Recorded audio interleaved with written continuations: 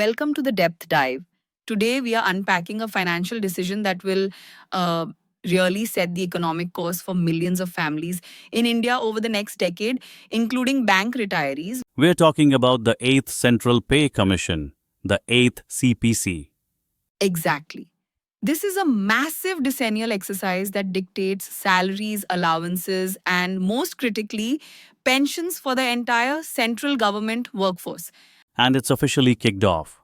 The Union Cabinet, chaired by PM Narendra Modi, approved the foundational document, the Terms of Reference, or ToR, on October 28, 2025. And we need to establish the scale here right away. It's just monumental. It really is. You're looking at over 5 million serving employees. Yeah, But then you add the retirees. which is an even bigger number, isn't it? It is. Nearly 7 million pensioners and family pensioners. So the decisions here will directly affect the financial lives of almost 12 million people. Right. The stakes could not be higher. So, our mission for this deep dive is to tackle three core areas. First, the official mandate and the timeline. Then the controversy, and there's a lot of it. Oh, yes, the immediate firestorm over what the TR left out. And finally, we'll break down the real battleground, the numbers, the fitment factor, and the pay matrix. Okay, so let's start with the official framework. The scope is broad. It's reviewing pay, allowances, pensions, Of everyone, both civilian and defense personnel. civilian, defense, and the railways. It's comprehensive and it maintains that historical 10-year cycle.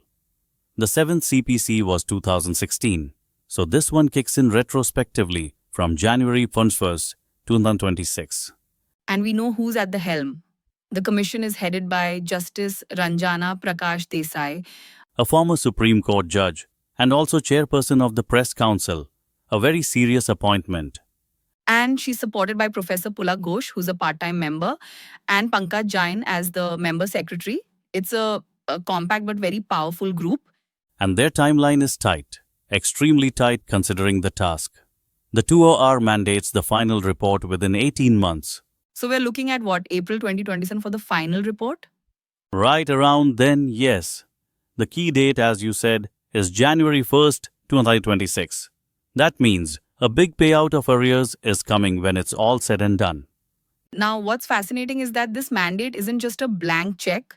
It comes with some very specific, let's call them handcuffs. That's a good way to put it. The ToR explicitly guides them on fiscal prudence, the country's economic condition. And the financial sustainability of it all. Exactly. And that has two big components. First, the knock-on effect on state finances, since many states follow the center. And the second? The second is the new controversial clause about the sustainability of pension schemes. And that's really where the trouble starts. Which brings us perfectly to the firestorm. The ToR was approved and almost instantly unions were protesting. It went from a formal launch to a full-blown dispute overnight. And the core issue is a single major omission, correct? A critical omission. The resolution for the 8th CPC did not specifically mention reviewing the pension structure for people who retired before the implementation date. How does that compare to what happened last time with the 7th CPC? It's a complete reversal. Wow, that's like putting a cat among the pigeons. The 7th CPC's mandate explicitly told the Commission to examine principles for revising pensions for past retirees. So that clause gave them assurance. It gave them an assurance of parity, the idea that an older retiree with the same rank and service gets a comparable pension to a new retiree. And without it, The fear is that almost 69 lakh existing pensioners could be cut off from automatic revision. It could kill pension parity for good. The very thing that PSB bank retirees have been fighting for since 2008 or before. because as bank retirees have learned to their financial cost and dignity, once parity is lost, it's a very long slog to win it back, if at all. Furthermore, this omission was paired with some new, very inflammatory language. Extremely inflammatory.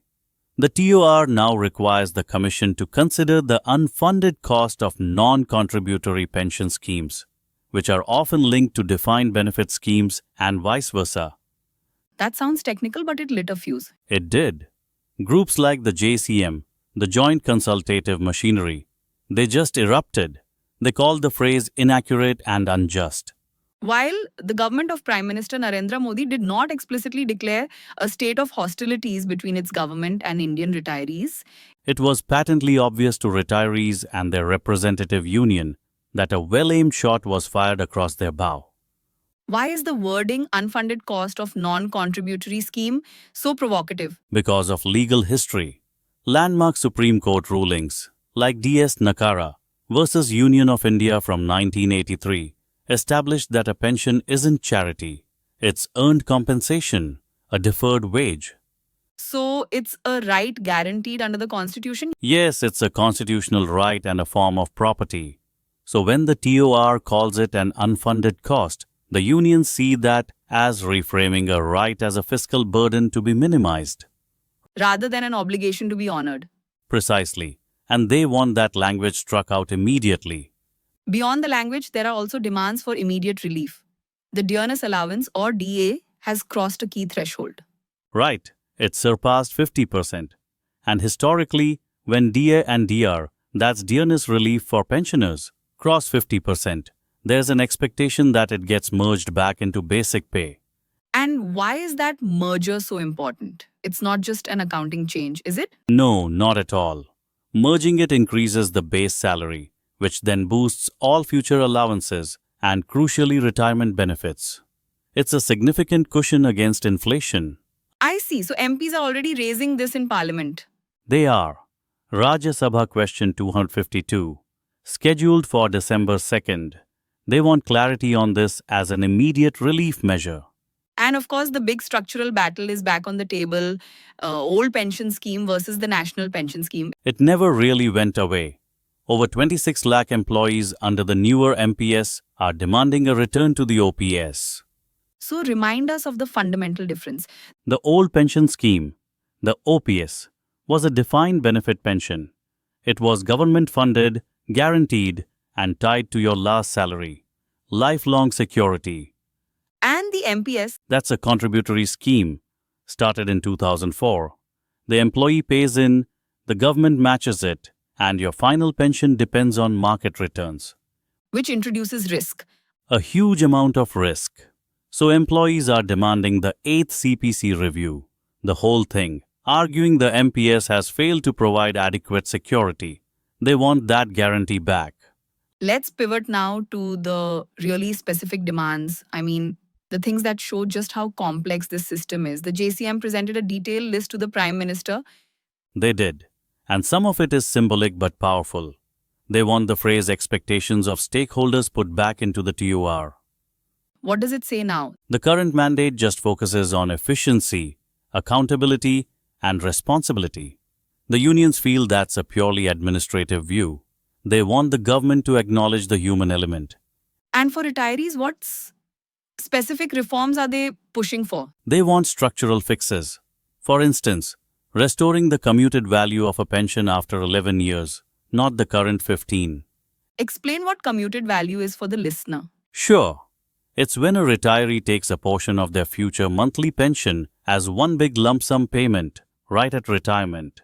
Getting their full pension back 4 years earlier is a massive financial benefit. And they also want some immediate cash. Yes, an interim relief of at least 20% of basic pay or pension just to bridge the gap while they wait for the final report, which could be years away. Now let's dig into the details. The grievances from the Federation of National Postal Organizations, the FNPO, really highlight how these changes can create long-term injustices. Their case is fascinating. They have issues dating all the way back to the 6th CPC. A key one is the merger of pay scales for postal assistants, which they argue caused a huge financial loss compared to similar jobs elsewhere. But there's a specific anomaly they point to, right? A disruption in the promotional hierarchy. Yes, and this is where you see the real-world impact. Imagine a postman. He serves for 10 years, does a good job, and gets promoted to postal assistant. Okay, that sounds like a good career path, a reward for service. It should be. But because of these structural changes, that veteran postman, after his promotion, might actually get a lower grade pay. Lower than who? Lower than a brand new recruit just hired off the street for that same postal assistant job. Wait, you're serious? A veteran employee is paid less than a fresh hire for the same role? Exactly. It's a fundamental failure of the pay structure. The system is penalizing experience and promotion, not rewarding it. So the pressure on the 8th CPC is to fix these accumulated injustices, not just give everyone a raise. Okay. So, with all this protest, how is the government responding to the missing pension clause? Well, verbally, they're offering reassurance. Union Minister Jitendra Singh has insisted that the interests of all 69 lakh pensioners will be protected. Talk is cheap. And what was his argument? He's saying that pension revision is automatic, that it will happen regardless of whether it's spelled out in the ToR, just based on precedent.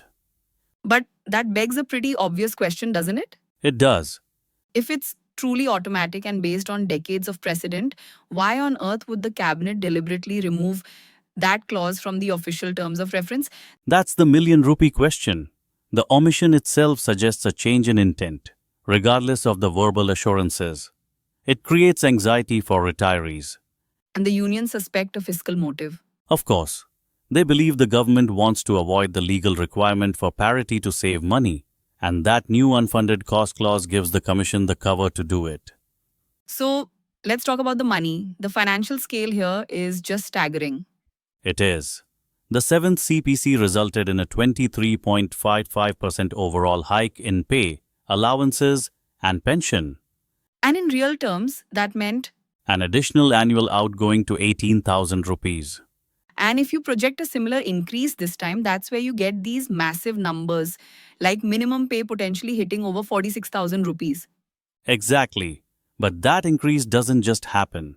It's all decided by one technical tool, which is the real battleground, the Fitment Factor. The fitment factor, this is what it all comes down to. It is. It's the multiplication figure applied to everyone's existing basic pay to arrive at their new basic pay.